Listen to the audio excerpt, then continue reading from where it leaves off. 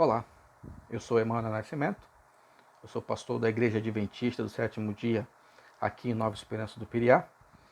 E a partir de agora nós iremos dar início a uma série de estudos bíblicos, vídeos pequenos, para que nós possamos compreender melhor a palavra do Senhor.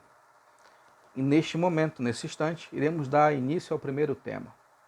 O primeiro tema se chama O Dom de Profecia no século XXI. Esse tema nós iremos abordá-lo em 3 momentos. O primeiro é como funciona o dom de profecia, o que iremos ver agora. Em seguida, o que nós cremos acerca do dom de profecia. E depois, por último, do final desse ciclo, nós iremos ver como interpretar um profeta. Bom, vamos ao primeiro tema. Queria que você lesse comigo e prestasse bastante atenção no que vamos falar agora, o que está escrito em Hebreus capítulo 1, do verso 1 e 2, que diz o seguinte: havendo Deus outrora falado muitas vezes e de muitas maneiras aos pais pelos profetas, nestes últimos dias nos falou pelo Filho, a quem constituiu herdeiro de todas as coisas, pela qual também fez o universo. Bom, o funcionamento do dom de profecia, ele começa com uma declaração muito rica e significativa, que é Deus falou. Bom, o que é que isso me diz a respeito de Deus? Bom, isso me diz que ele é um ser que quer comunicar-se. E se ele quer comunicar-se, ele nos dá meios compreensíveis à mente humana para que isso aconteça. O ser humano, depois da queda, necessita dessa orientação e necessita dessa redenção. E nesse processo, que nós iremos visualizar hoje, entra alguns conceitos. O primeiro é que antes da queda, a revelação ela era pré-lapsária, ou seja, era pré-lapsariana. Esses conceitos teológicos, ele é interessante para a gente enriquecer um pouquinho de vocabulário. Mas o que significa o pré-lapsário? Ele é pré-queda, ou seja, antes de entrar o pecado na dinâmica de Deus, a revelação ela se dava de maneira imediata, ou seja, face a face, como estamos fazendo aqui agora. Após o pecado, a entrada do pecado, há uma ruptura nessa dinâmica de Deus. Essa ruptura / separação, ela cria, faz com que Deus crie novas formas de revelar-se para o ser humano. A partir da entrada do pecado, que nós chamamos de revelação pós-lapsariana, essa comunicação, essa revelação, ela passa a ser mediada, ou seja, é uma comunicação indireta, por intermédio de. E nesse de, Deus utiliza-se de algumas ferramentas. Essas ferramentas, ela pode ser dividida em 3. A primeira é revelação, a segunda, inspiração, e a terceira é iluminação. Bom, esses três conceitos, ela é uma doutrina fundamental para que nós possamos compreender o texto bíblico. Ela também tem a ver com o conhecimento de Deus e a sua vontade para o ser humano. Também esses 3 conceitos nos ajudam a conhecer a Deus, que é a vida eterna, conforme João capítulo 17, versos 3. Bom, mas o que é revelação? Revelação é a soma, os meios, ou as formas pelas quais Deus se dá a conhecer. E essa revelação está dividida em 2. Podemos observar de 2 formas. A primeira é a revelação geral, e a segunda é a revelação especial. A revelação geral é o testemunho de Deus a todos os homens de forma geral. É a assinatura de Deus na sua própria criação. Então, essa revelação especial, ela se dá de várias formas, se faz de várias formas.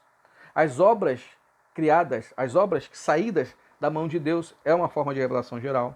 As obras providenciais de Deus também é um exemplo de revelação geral. E a consciência moral que o próprio ser humano tem também aponta a essa revelação geral. Bom, Deus utilizou-se de várias maneiras para se comunicar com o ser humano. Nós temos, por exemplo, as teofanias, que são manifestações visíveis de Deus. Nós vemos ali em Abraão em Gênesis capítulo 18. Nós vemos também Jacó no capítulo 3, versículo 30, e em Moisés, no capítulo 33, versos 11 de Êxodo. Nós temos também as manifestações angelicais, ou seja, Deus mandando anjos como seus emissários para se fazer a sua vontade em alguns aspectos. Nós temos também ali no Sinai e durante o ministério de Jesus a voz audível de Deus. É Deus falando diretamente, Deus se comunicando diretamente com o ser humano.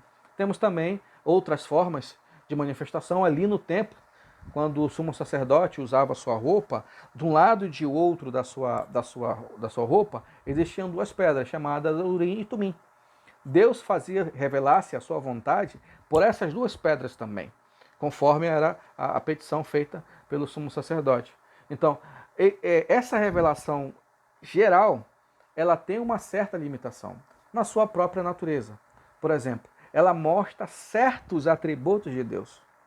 Ela também necessita de uma interpretação adequada para que se observe da forma como Deus quis escrever a sua assinatura da natureza. Ela também é insuficiente para conhecer os planos e a salvação de Deus. Apesar da revelação geral apontar para um Criador, ela não revela a vontade desse Criador. Bom, a revelação especial, por sua vez, ela é a palavra de Deus dada para o seu povo. Ou seja, é uma revelação mediada, como nós vimos agora há pouco. Conforme Amós capítulo 3, versos de 7 a 8, ela é nos revelada, ela é nos dada por intermédio dos profetas. Essa revelação também, ela pode ser dada, pode ser vista pela suprema revelação em Jesus Cristo. Ele é a revelação maior a respeito de Deus, dos seus propósitos e da sua vontade para o ser humano. Bom, algumas características da revelação especial. A revelação especial, ela é salvadora e restauradora, ou seja, ela fala da graça de Deus para com o homem pecador. Ela é direcionada para o homem pecador. Um outro aspecto da revelação especial é que ela é concreta, ou seja, ela se dirige ao homem definidos em circunstâncias específicas. Ela não se trata de maneira geral, de maneira aberta, não. Ela é direcionada para o ser humano, para homens definidos em situações específicas, em contexto histórico específico. Um outro aspecto da revelação especial é que ela é pessoal. Por que ela é pessoal? Porque o nosso Deus é um Deus pessoal. Ele inicia o diálogo e revela os seus segredos aos seus filhos, ao ser humano. E por último, ela é sobrenatural, ou seja, ela transcende a revelação natural e muitas das vezes não existe uma explicação lógica, ou seja, lógica humana, para explicar esse processo. Bom, mas qual é a definição que nós podemos, de maneira bem simples, de maneira bem fácil, definir a revelação especial? Bom, primeiro, ela é um ato divino. Ela é uma iniciativa de Deus. Hebreus fala que ele fala, Deus fala. Então, é uma iniciativa de Deus. Então, é um ato divino pelo qual o próprio Deus capacita o profeta. Para quê? Para que este obtenha a compreensão de alguns atos, verdades e eventos de Deus. A revelação especial, ela é o conteúdo da mensagem comunicada por Deus ao profeta. Ok? Bom, inspiração. Falamos de revelação, é um ato de Deus que capacita o profeta a compreender o que foi revelado. E o que é inspiração? Bom, inspiração é um processo pela qual também Deus capacita o profeta que tem recebido a sua revelação. No livro de 2 Timóteo, capítulo 3, versículo 16, diz que toda a escritura ela é inspirada, ou seja, ela é soprada, colocada para fora, ela é soprada por Deus ao profeta. Para quê? Bom, para comunicá-la em forma confiável e autorizada. Ou seja, inspiração é o processo pelo qual Deus capacita o profeta a receber a revelação, com o propósito de comunicá-la em forma confiável e autorizada. Ou seja, Os profetas falaram sendo inspirados pelo Espírito Santo, conforme 2 Pedro 1:21. Eles também foram movidos e impulsionados pelo Espírito Santo, conforme Atos 27:15. Ou seja, é um processo pelo qual Deus capacita o profeta a receber aquilo ali. Bom, e o que é a iluminação?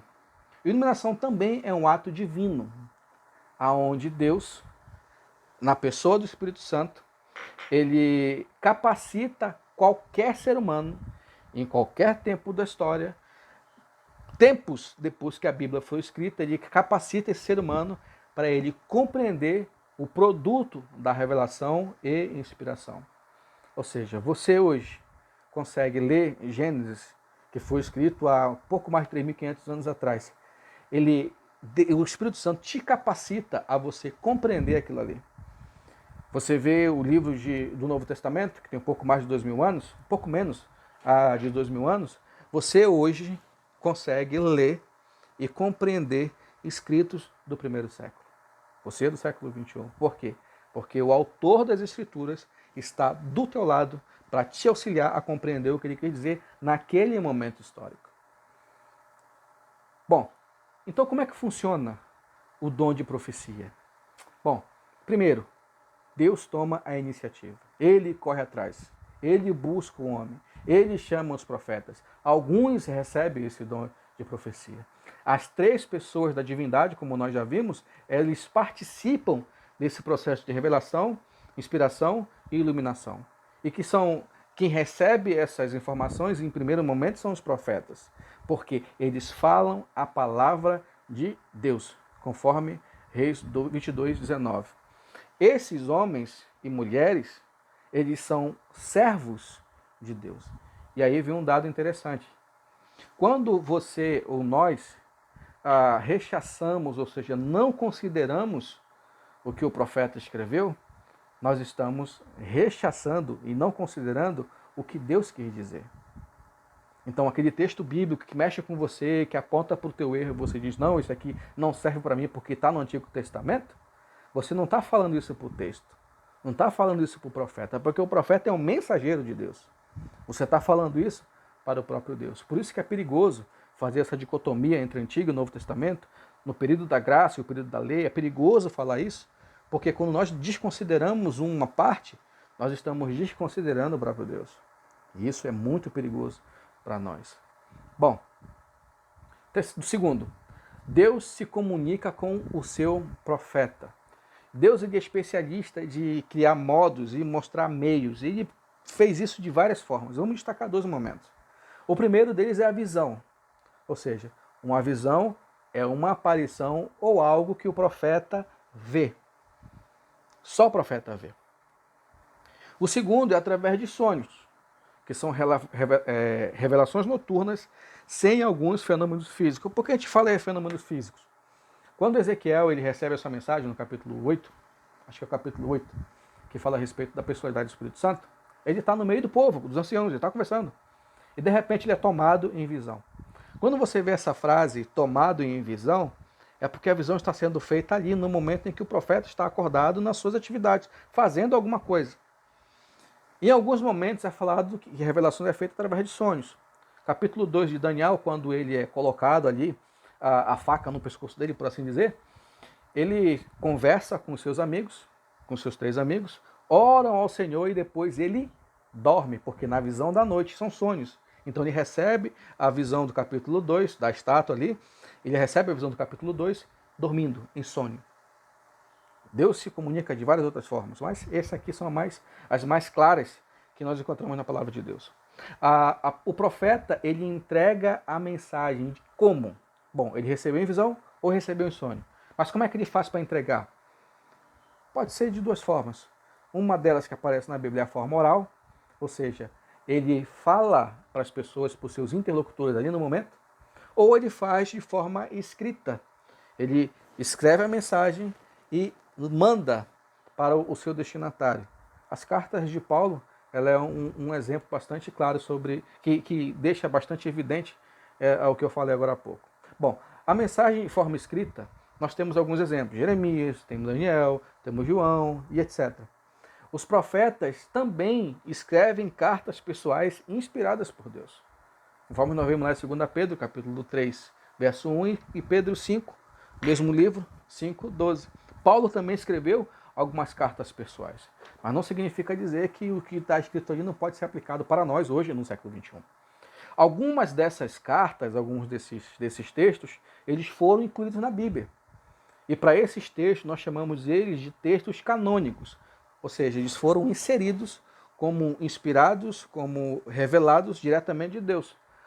Porém, alguns escritos não estão incluídos na Bíblia. Mas não significa dizer que não tem algum valor histórico e moral para o ser humano.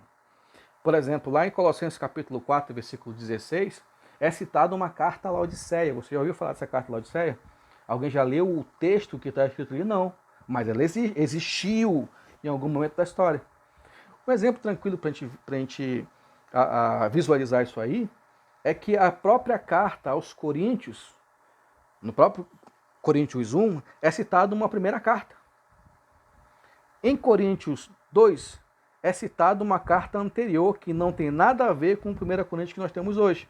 Ou seja, Paulo escreveu 4 cartas aos Coríntios. Uma primeira que se perdeu na história, uma segunda que nós temos como 1 Coríntios, uma terceira que se perdeu na história e uma quarta carta que nós temos como segunda carta aos Coríntios. Mas não significa dizer que a mensagem está incompleta. Não. Significa dizer que, por algum motivo, Deus não preservou ou preservou e está guardado em algum lugar essas 2 cartas. Mas essas 2 cartas não estão na Bíblia. Mas, muito provavelmente, o dia que encontrarem, vai ter muita coisa de valor ali para nós, seres humanos. Mas o que é que eu quero dizer com tudo isso? Que existem literaturas que são inspiradas, que estão na Bíblia. Mas existe também literaturas que são inspiradas e não estão na Bíblia, que não foram incluídas no cânon. Como é que a gente vai saber isso? Fique tranquilo que lá na frente a gente vai falar sobre essas cartas e alguns aspectos dela. Beleza? Bora seguir? Muitos desses profetas bíblicos, eles tiveram ajudantes literários. Bom, o que significa isso? Naquele filme, não sei se você já viu isso alguma vez na vida, acho que a Voz do Brasil, o Central do Brasil, com a Fernanda Montenegro, ela é o que nós chamamos, naquela época bíblica, de amanuense. Ou seja, as pessoas iam até elas, ditavam cartas, ela escrevia essa carta era mandada para o parente que pediu para escrever essa carta. Pessoas analfabetas que não tinham acesso à educação. No caso dos profetas bíblicos, eles também lançaram mão de amanuenses. Jeremias teve Baruque, Paulo, para citar apenas 3 aqui, teve Técio, Sóstenes e o próprio Lucas. Pedro teve o auxílio de Silvano e João também teve ajuda para escrever o seu evangelho. Isso não é demérito algum para o profeta. Paulo, por exemplo, como nós sabemos, ali Gálatas deixa um pouco, lança luz um pouco sobre isso e provavelmente tinha algum problema de vista. Então ele tinha essas ferramentas, utilizava essas ferramentas para ajudar ele a pensar melhor. Quantas vezes você não se pegou escrevendo um texto, você se empolga de escrevendo ou digitando e na sua cabeça você tem uma sequência de sentença e quando você vai ver o que você escreveu, você tem uma sentença inteira que está fora. Então, para que não houvesse esse tipo de coisa, eles lançavam mão dessa ferramenta que existia na época para eles utilizarem, os ajudantes literários. Bom, existe alguma forma de eu ver alguma autenticidade de um profeta? Sim. Os profetas, conforme a Bíblia fala, eles precisam ser provados, para que realmente o que eles escrevem, o que eles escreveram, é de fato inspirado, está de fato coadunando com a palavra de Deus. E existem provas nas próprias escrituras que nos apontam esse tipo de autenticidade. Como é que eu provo ou consigo provar se o profeta é verdadeiro ou não? As suas profecias se cumprem. Quando você vai ali em Daniel capítulo 2, parte do que ele escreveu se cumpriu ainda no tempo dele. Ele escreveu o capítulo 2 e as profecias apocalípticas, ela tem uma característica interessante, é que ela é dada uma profecia maior, uma profecia chave, uma profecia densa, e em seguida, mais para frente, essa profecia ela é diluída. Há uma repetição e ampliação dos temas. Acontece isso no capítulo 2, no capítulo 7, depois capítulo 8, 9, 10, 11 e 12. E isso acontece também em Apocalipse. Ele repete dos centros. Ele repete e amplia. Repete e amplia. Portanto, uma das características do profeta é que as suas profecias, o que ele escreve, se cumpre. Pode se cumprir no seu tempo ou fora do seu tempo. Então, as predições, de fato, não é uma tarefa principal do profeta, porque o profeta é um mensageiro. Então, quem é um mensageiro tem uma mensagem de alguém. Então, a principal função dele é passar essa mensagem para a posteridade. Também existem as profecias chamadas condicionais, ou seja, é necessária uma resposta humana para que ela se cumpra. Emmanuel, onde é que eu posso ver isso? Jonas. Ele não tinha uma mensagem para os ninivitas? A mensagem não era de destruição? Aí eu te pergunto, foram destruídos? A resposta é não. Porque houve uma resposta positiva dos ninivitas à mensagem de destruição de Jonas. Então, Jonas é um profeta falso? Não. Muito pelo contrário. A sua mensagem era condicional e a condicionalidade da sua mensagem fez com que ele entrasse como profeta. Entre outras coisas. Bom, a prova de um verdadeiro profeta é a sua mensagem ela tem que estar em harmonia com a Bíblia.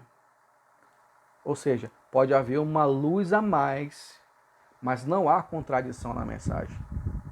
Quando você estuda o livro de Daniel no todo, você vê que ele é completamente iluminado.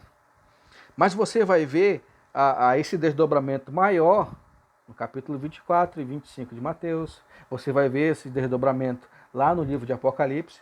Então, a mensagem do profeta, ela não pode ficar em desarmonia com a mensagem bíblica. Muito pelo contrário. Quando você tem uma passagem que ela é um pouco escura, que você não consegue visualizar muita coisa, você quer que você faça para você interpretar a Bíblia de maneira correta?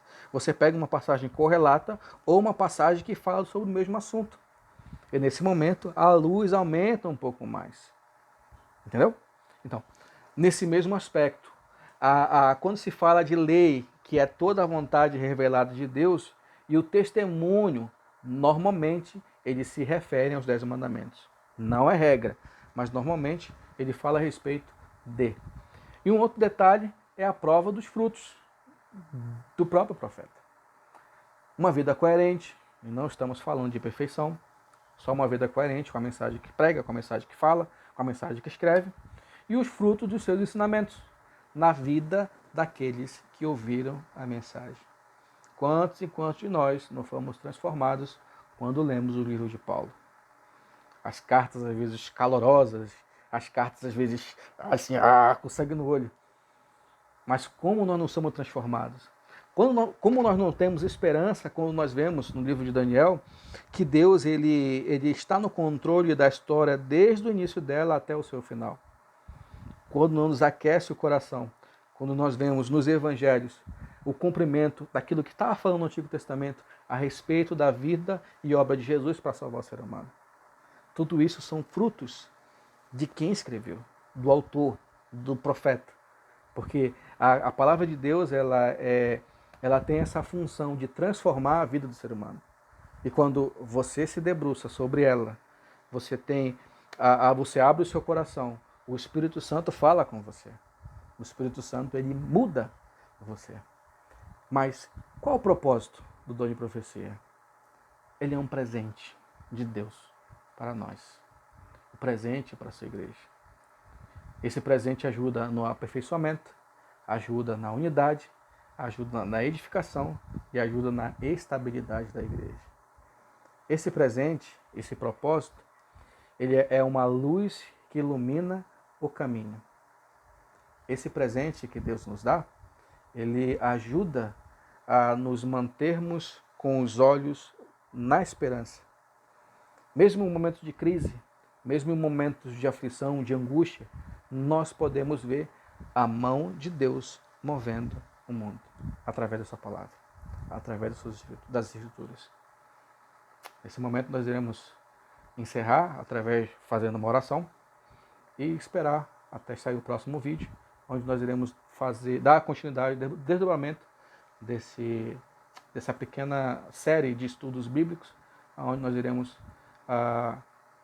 desnudar a palavra de Deus. Feche seus olhos, vamos falar com Deus. Pai querido, obrigado, Senhor Deus, porque o Senhor nos dá a oportunidade para nós de estudarmos um pouco mais da Tua palavra. De estudarmos, Senhor Deus, a estrutura da Tua palavra e como ela foi dada para nós. Nesse momento nós pedimos ao Pai que o Senhor possa colocar na cabeça de cada um dos nossos ouvintes, cada um das pessoas que estão ouvindo esse vídeo, para que elas possam, Senhor Deus, cada dia mais ter a certeza de que o Senhor está no controle da história.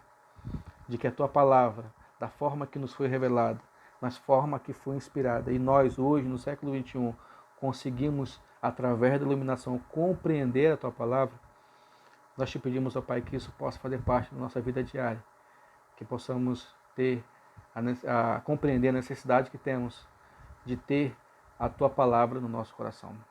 Fique conosco. Te pedimos essas bênçãos em nome de Jesus. Amém. Bom, até a próxima.